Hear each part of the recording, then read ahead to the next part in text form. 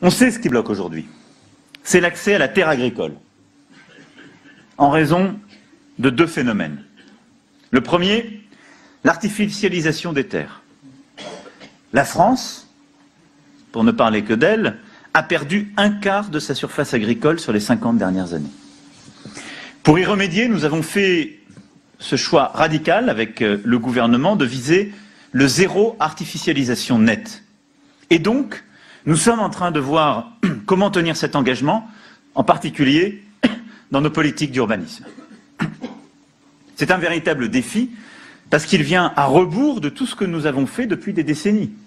Ou si nous regardons l'évolution de nos villes, ou plus exactement des périphéries de nos villes ou de nos villages, nous n'avons cessé de grignoter les terres agricoles pour ouvrir des zones commerciales, des zones industrielles, des zones de logistique.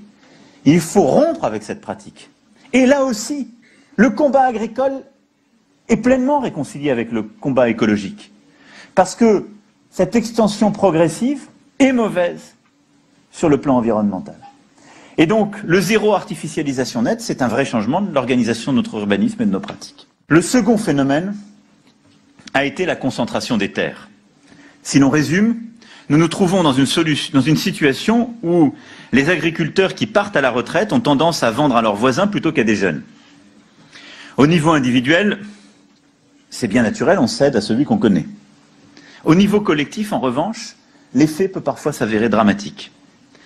Si rien n'était fait, dans 5 ans, un tiers des exploitations auront disparu. Et la France ne comptera plus que 300 000 agriculteurs. C'est ça le mouvement naturel qui est le nôtre. Si rien n'est fait au niveau européen, en 5 ans, nous n'aurons pas renouvelé notre capacité à produire. Aucun Français, aucun Européen ne souhaite cela.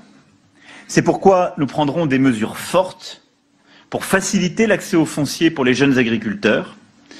Nous le prendrons d'abord dans le cadre d'une loi foncière à venir.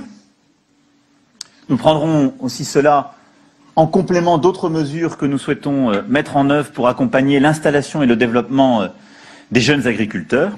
Et nous le prendrons au niveau européen en intégrant cet enjeu dans le cadre des négociations de la PAC.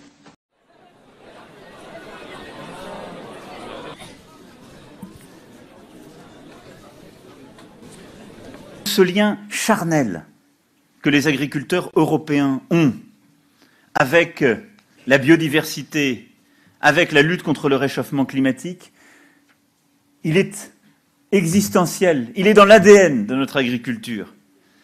Et ma conviction profonde, c'est que les agriculteurs, en particulier les jeunes que vous êtes, doivent devenir les premiers militants de la transition écologique. Par exemple, quand je regarde le vignoble français, je pense que nous pouvons en faire le premier vignoble du monde sans glyphosate. Dans 80% des cas, cette transition va d'ailleurs s'effectuer sous 3 ans. Elle s'effectuera parce qu'il y a des efforts, de l'innovation, de la volonté de se mobiliser.